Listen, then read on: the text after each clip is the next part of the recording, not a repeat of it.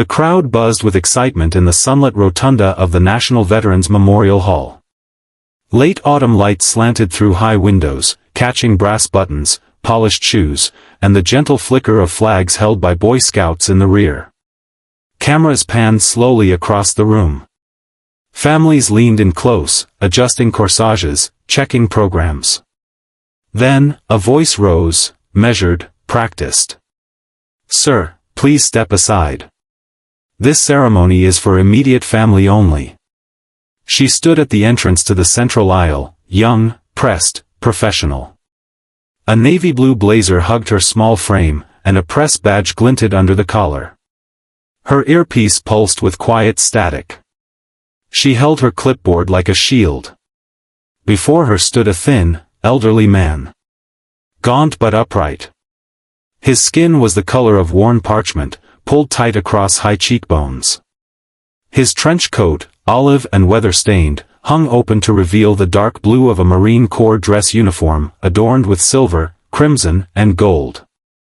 His hands rested gently on an ivory-handled cane, its tip worn smooth. He blinked slowly, absorbing her words. "I am family," he said, not loud but firm, like a drumbeat under his breath. "You're not on the list," she replied sharply, stepping forward. All eyes turned toward the commotion. A hush rippled through the crowd. Some craned their necks. Others looked away, embarrassed for him. The woman's jaw tightened. The clipboard remained pressed to her chest. The man didn't argue. He looked past her, toward the podium, where a folded flag waited. Colonel Elias Mercer hadn't come to be seen. He came for someone who was. He came for his daughter. Long before anyone forgot his name, Colonel Elias Mercer lived and bled in silence for a country he never stopped believing in. In the wet heat of Vietnam, he led his first platoon into the dense, suffocating jungles of Quang Tri. Men followed him not because he barked orders, but because he didn't ask anyone to go where he wouldn't go first. They watched him crawl through red mud to pull a private from the blast radius of a buried mine. They watched him radio in fire support while bullets sheared tree trunks around him. He returned from that deployment thinner, harder, with a bronze star that he never hung on the wall. Then Desert Storm. Different terrain, different war. The sand got into everything. His second Bronze Star came after a convoy ambush, when he organized a counterattack under open fire to retrieve 3 wounded. He was wounded himself, twice. The second time, shrapnel took a piece of his left thigh. His radio went silent for 48 hours. He was marked as presumed dead. His unit prepared the letter home. Then, on the 3rd day, a medevac pilot spotted a flare, and they found him half buried in the dunes, 2 dead insurgents nearby, his sidearm empty. Still, he stayed in. Quiet, methodical.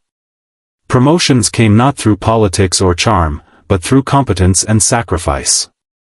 The kind of man who read after-action reports at night instead of sleeping. The kind of man who knew the middle names of every soldier under his command. His daughter, Helena, used to watch from the stairs as he came home from duty. The creak of the front door. The long silence before he took off his boots. She remembered once seeing him alone in the backyard, staring at the stars. Not crying, not moving, just staring. She was only 12, barefoot on the grass, but even then she sensed it, a storm behind the calm. At first, she had no interest in the military. Her mother, Lena, had begged Elias not to push. He didn't. He never spoke of war like it was noble. He only said, sometimes, to keep others safe, you have to do what no one else will. Helena didn't understand then. Not until Lena got sick. The cancer came fast, brutal, and indifferent. Elias retired early to care for her. Helena, just out of college, watched him become a ghost of the man he'd once been, his war face replaced by hospital wristbands and whispered prayers. He held Lena's hand through every treatment. Read to her. Stayed until the final breath, then folded her blanket and walked out of the room with tears he never let fall. After the funeral, Helena enlisted. He never told her not to. She chose Navy, not Marines. Search and rescue. Her way of doing what he did, but on her terms. The first years were tough. She'd call sometimes, voice hoarse with exhaustion, complaining about drills, about arrogance from commanding officers who saw her as a legacy hire. He never offered advice unless she asked for it. But something shifted during her second deployment. Kandahar. A downed transport. Fuel leak. Fire. She went back in, 3 times. Pulled out 2 survivors. Refused to accept a medal until the third was confirmed Kia. It made headlines in the smaller military papers. He clipped them, quietly. After that, she changed. Sharper. Quieter. She wrote less often, but her words meant more. She began to understand what he'd never said out loud. Then, a few weeks before the ceremony, he received a package. Small, battered. Inside, a worn field journal, 3 photos, her unit, her bunk, a sunset over base camp, and a folded note, handwritten in her tight script. Dad. If they give me that medal, and I think they will, I want you there. Not for me. For you. For every soldier you brought home, including me. H. He held the note for a long time, hands trembling. The next day, he pawned the last photo of his original unit. The one taken in the jungle, rain streaking their faces, 20 men, 3 still living. It was framed, signed. Priceless. But the plane ticket wasn't cheap. And his pension wasn't much. He didn't care. He bought the cheapest seat he could find, flew across the country with a worn duffel bag and that note in his coat pocket.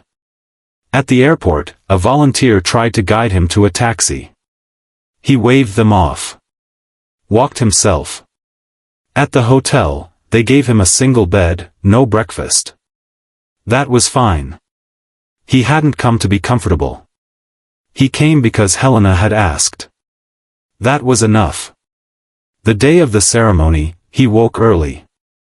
Took a long time dressing, ironing his uniform by hand, polishing his shoes, fixing the creases on his old trench coat. He hadn't worn it since Lena's funeral.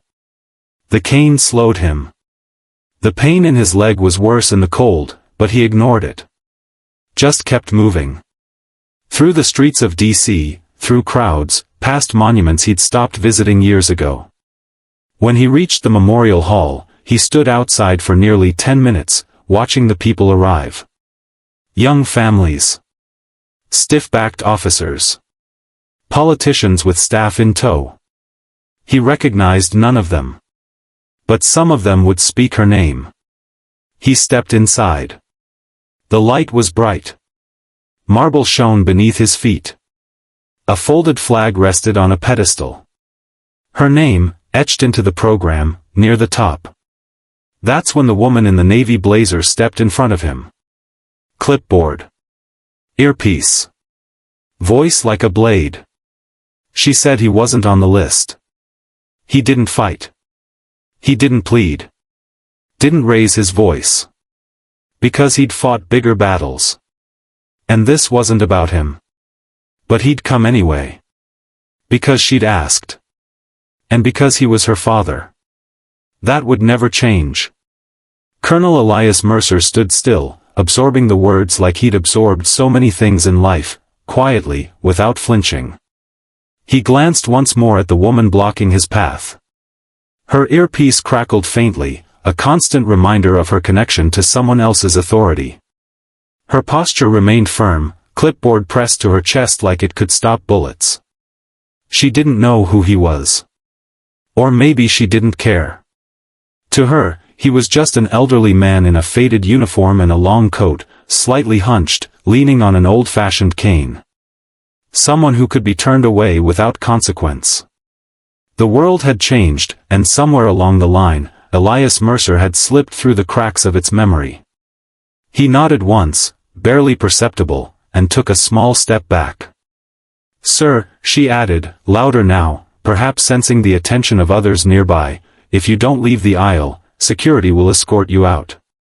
Her tone was sharp. She wasn't angry. She was efficient. She was doing her job. That was the worst part. He turned without a word. His cane clicked once against the floor, then again, steady, slow, deliberate. A pace shaped by dignity, not defeat. He walked with purpose, the way he always had, though now every step cost him something. The crowd parted slightly, just enough for him to pass. No one helped. No one met his eyes. Murmurs stirred around him like rising wind, subtle and quickly smothered. Is he lost? Why didn't he check the list? Poor guy. Shouldn't someone help him? But they didn't. They watched. He reached the edge of the rotunda and stopped beside a row of chairs near the far wall, close to an unguarded exit. He rested both hands on the cane now, body slightly trembling from the effort of holding himself upright. His breath came slow and shallow. His chest hurt. The long flight, the walking, the emotional weight, it was all catching up to him at once. Still, he didn't sit. The room began to settle again. Aides resumed their chatter. A bugler tested notes in the hallway. The hum of pre-ceremony anticipation filled the space once more. Cameras adjusted. Light caught the chrome trim of polished metals on younger chests. No one came to him. No one asked his name. He stood like a statue, worn but present. And that's when it really hit. It wasn't the woman's fault. Not entirely. It was the world's fault for forgetting. Time had weathered his face, faded his records, buried his generation under waves of new headlines and wars. The stories he carried were now footnotes. The scars on his body, once a map of sacrifice, had become invisible to a society moving too fast to notice. There were no parades for men like Elias anymore. Only automated invitations, email-only RSVP lists, and gatekeepers with clipboards who didn't know what it meant to be a family of service. He didn't blame her. Not really. She was born into a time where service was quantified in access badges and guest lists, where security trumped sentiment, where medals were mentioned in bios but rarely understood. But that didn't dull the sting. He had come across the country to see his daughter honored. He had done it quietly, without fanfare. He hadn't called anyone for favors. He hadn't contacted Helena's commanding officer. He didn't want special treatment. He just wanted to stand at the back of the room, watch her name be called, and know that the promise he made to her mother had been kept, that their daughter was safe, thriving, brave. That she had become more than either of them had ever dreamed. But now he was on the outside again. Just like before. Vietnam. He'd come back to protests. Desert Storm. He'd come back to silence. Now, here he was, at what was supposed to be a celebration of valor, being told he didn't belong. Not even for a moment. A small child walked by with a program in his hand. He stared up at Elias, puzzled. The boy's father tugged him along, avoiding eye contact. No one had asked his name. No one had looked him in the eyes. And yet, somewhere behind that podium, waiting to be called up, was a woman who had crawled through fire to save others, who had written him a note that said, "If they give me that medal, I want you there. Not for me. For every soldier you brought home." His lips tightened. His jaw set. He hadn't brought them all home. Not from Vietnam. Not from Iraq. Not even from training missions in California. He remembered their names. Their faces. Their final words. He remembered sending letters to parents, walking wives through grief, holding the hands of men as they slipped away, whispering promises he wasn't sure he'd kept. He remembered the silence of sacrifice, the kind that never makes speeches or headlines. Now, as he stood alone at the edge of the rotunda, that silence felt louder than ever. And yet still, no one spoke for him. No one stood. The woman at the aisle returned to her clipboard. The ceremony was about to begin. Someone announced, 5 minutes to seating. Music started low from a string quartet near the entrance. Brass shined. Shoes clicked. The first rows began filling with decorated officers, widows, and high-ranking officials. And Elias Mercer, Colonel, retired, 2 Bronze Stars, POW survivor, stood alone, his cane tapping a slow, unbroken rhythm into the marble beneath his feet. Click. Pause. Click. Pause. The sound echoed faintly across the chamber, unnoticed by most. But not by all. Not by everyone. Colonel Mercer? The voice was calm but firm, slicing through the ambient chatter like a rifle report. Elias stopped mid-step and turned slowly. He didn't recognize the voice, but he knew the tone. It was the kind used by people who didn't need to shout to be heard.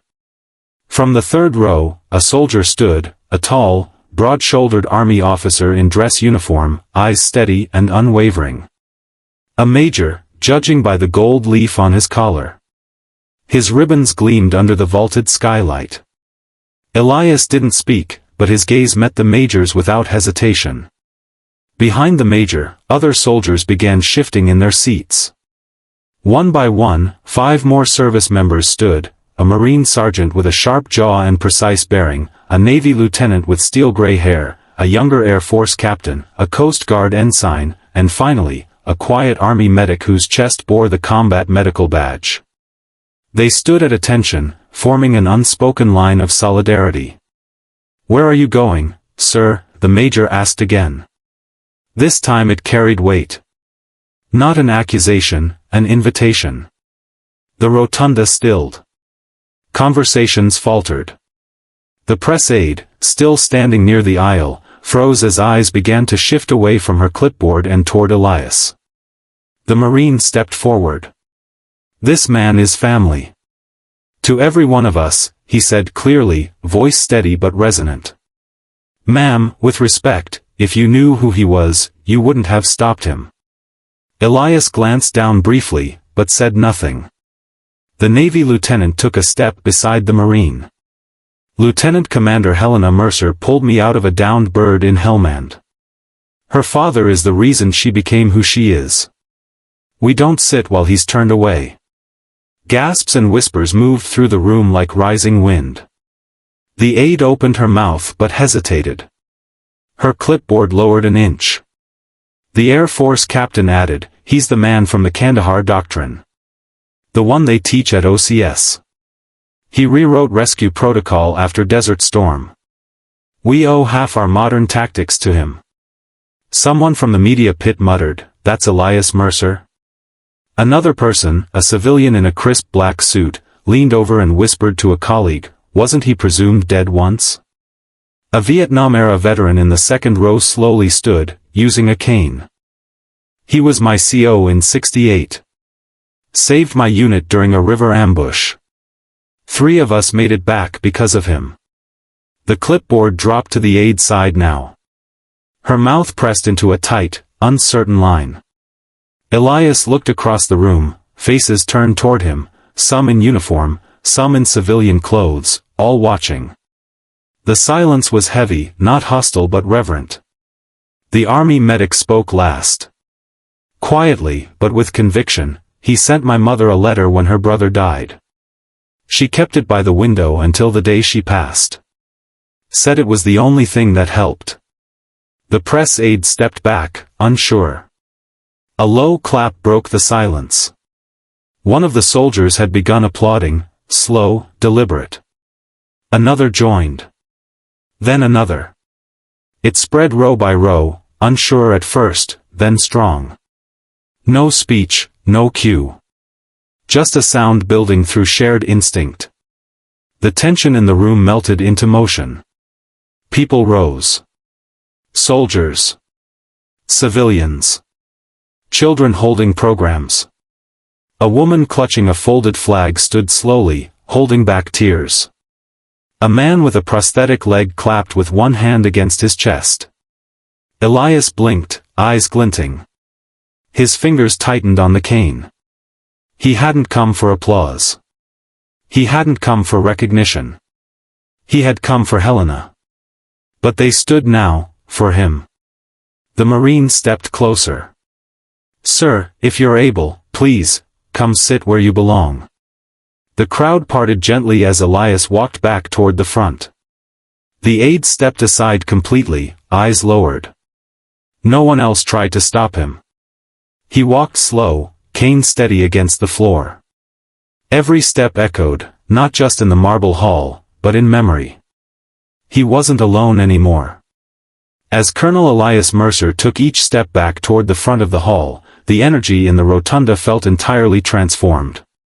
His cane tapped the marble in a metronome of dignity, a counter-rhythm to the rising applause that now surged through the room like a tide. Not thunderous. Not forced. Just steady, sincere. Some clapped with restraint. Some with pride.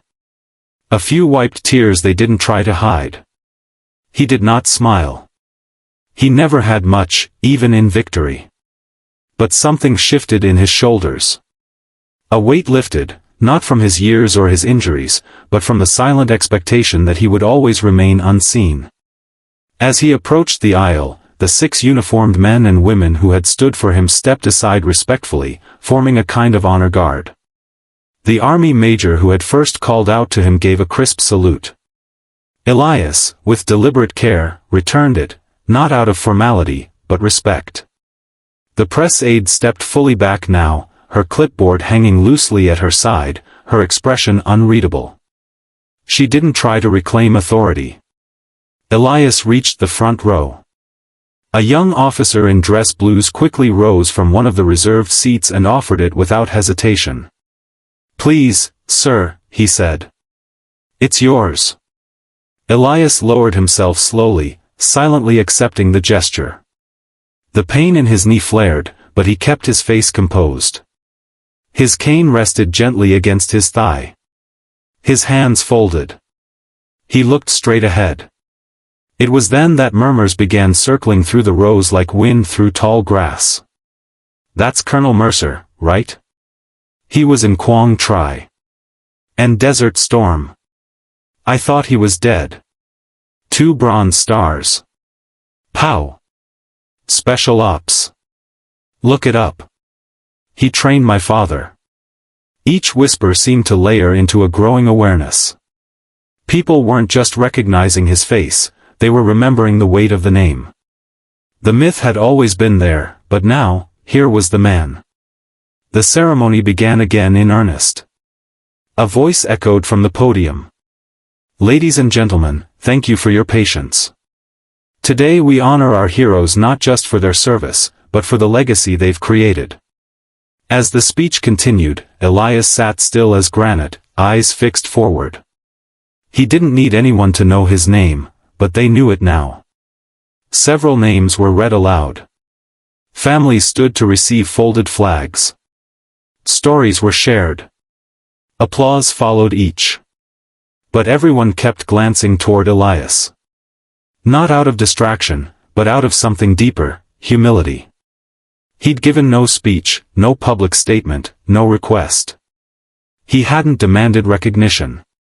He had only shown up because his daughter asked him to. But somehow, his presence had reshaped the air around the ceremony. Midway through the program, a high-ranking admiral took the stage to speak. "Valor," he said, "is not always loud. Sometimes, it walks in on a bad knee, with a cane, and takes the back row, hoping not to be noticed. But those are the ones who remind us why we're here." Elias didn't flinch. He didn't need affirmation. He never had. But those who understood, understood. And then came the final name. Lieutenant Commander Helena Mercer. The crowd stood in unison, not because they were instructed to, but because they wanted to. From the far side of the rotunda, Helena emerged in full dress whites. Her uniform was immaculate. The ribbons on her chest caught the light like glass against flame. She walked with grace, spine straight, boots measured in their stride. She looked older than she had during her last deployment, more composed, more solemn. But when she saw her father seated in the front row, something in her eyes flickered. She paused at the podium, cleared her throat, then looked directly at the audience. "I am honored beyond words to receive this today," she began, voice firm, carefully controlled. "But I told the board I wouldn't accept it unless a certain person was in this room." The hall grew quieter. "I didn't mean a general. I didn't mean a politician. I meant someone who taught me what service actually looks like." She turned and locked eyes with Elias. "My father." Gasps rippled quietly through the audience. Helena stepped down from the podium. The medal, a Navy Cross, still pinned tight over her heart. She walked slowly toward him, then knelt slightly so they could meet at eye level. "You came," she said, her voice cracking just slightly now. "You asked," Elias answered, his tone low, even. They embraced, no pretense, no drama. Just a long, still, unbreakable moment between a father and daughter bound by service, sacrifice, and something deeper than either ever said aloud. Applause followed. Louder now. Not chaotic. Just genuine. When Helena stood again, she turned back to the crowd. "I wouldn't have become an officer without him. I wouldn't have walked back into fire. I wouldn't have written my will, or led my team, or kept my promises, without learning how he carried his." She looked toward the brass, the media, the dignitaries. "You give medals for actions. But what about the ones who shaped those actions from the shadows?" No one interrupted. No one blinked. She nodded once. "This medal belongs to him too." Then she returned to her seat beside him. Elias didn't speak. But a tear welled in the corner of his left eye. He didn't wipe it. Not this time. The applause from Helena's words still echoed in the curved ceiling of the memorial hall long after she sat beside her father. But within moments, the audience quieted again, not because they were told to, but because silence suddenly felt more sacred than sound. Helena didn't look at him immediately. She sat with perfect posture, hands folded in her lap, but her shoulder brushed against his, grounding her in the moment. Elias remained composed, eyes forward, but she noticed his right hand tremble slightly where it gripped the cane. She reached out slowly, her fingers resting over his, and the tremor eased. The ceremony moved forward. Another name. Another folded flag. More stories of service, powerful, painful, and poignant. But something in the tone had shifted. What had begun as a formal commemoration now felt like something deeper, something lived. The presence of Colonel Elias Mercer, quiet, unassuming, had stripped away the ceremonial polish and replaced it with truth. An older Marine general, snow-white hair under his cover, took the stage. I remember reading field reports signed by Colonel Mercer in '71. His mission logs taught us how to lead from the front. I never thought I'd meet him. I sure didn't expect him to be asked to leave. Polite, dry laughter. But no one missed the bite beneath his words. "We talk a lot about legacy in the military," the general continued. "It's not medals. It's not promotions. It's not who speaks your name when you're gone. Legacy is what your example turns others into." He looked toward Helena. Then toward Elias. "You want proof of a leader's legacy? You just saw it walk across this stage in a white uniform." More applause, less restrained now. Helena squeezed her father's hand once, gently. His eyes were still forward, but a muscle in his jaw twitched. He didn't know how to accept praise. He never had. For decades, the recognition he received came in the form of folded flags and phone calls at midnight. He had learned to measure success by who came home, not by who remembered his name. After the ceremony, people began to rise and filter out, slowly, respectfully. Some stopped at the podium to speak with organizers. Others lingered in small knots, discussing stories of service. But a path cleared in front of Helena and Elias. One by one, people approached. A young black sergeant, not much older than 25, stood stiffly in front of Elias and removed his cover. "Sir," he said, "my dad told me about you. He said you saved his team in Kuwait. He never forgot it." Elias met the young man's eyes. "Your father's name?" "Roderick Brantley." Elias nodded slowly. "Good soldier. Good man." The sergeant's eyes welled, and he stepped back with a sharp salute before turning away. Next came a woman with a Purple Heart pin on her blouse.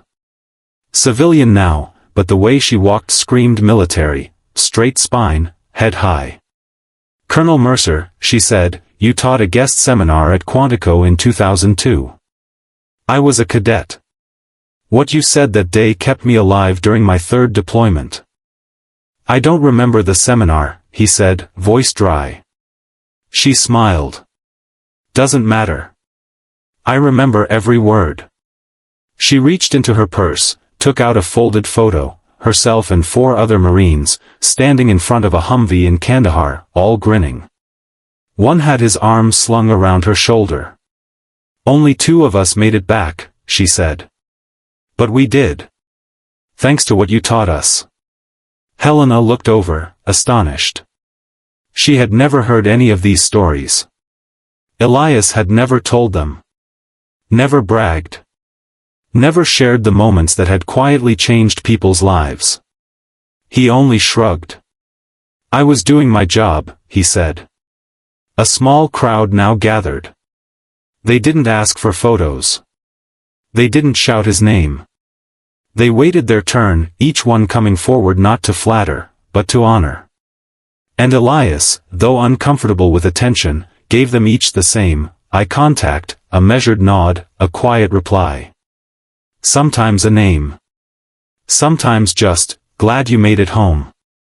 Helena stood beside him the whole time, steady, absorbing every word, learning about her father all over again.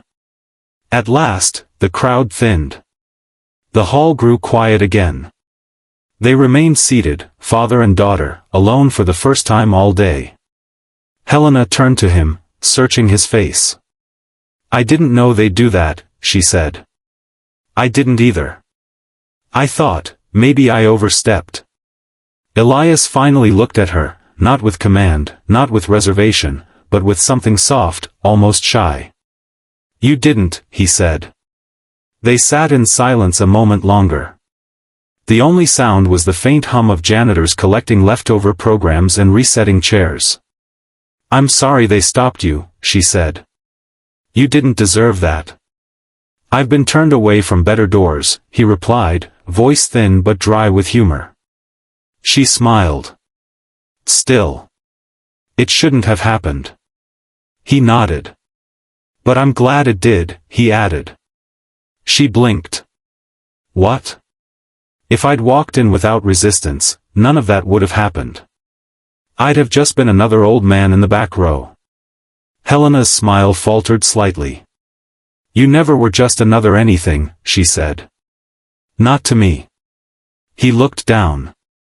His hand, resting on the cane, curled slightly. She reached into her coat pocket and drew something out, the note she had written him. Folded and creased. She offered it back. He touched it briefly, then shook his head. "You keep it," he said. "I want you to have it." "I already did," he answered, tapping his chest. Their silence said more than words could. Then she leaned forward and kissed his temple. He closed his eyes for the first time that day. Outside, the sun had dipped lower, casting long golden beams through the windows. Dust motes floated through the light. A new calm had taken hold, not the stillness of ceremony, but the peace of legacy fulfilled. They didn't need the room to remain full. Because something more important stayed behind. Legacy remembered.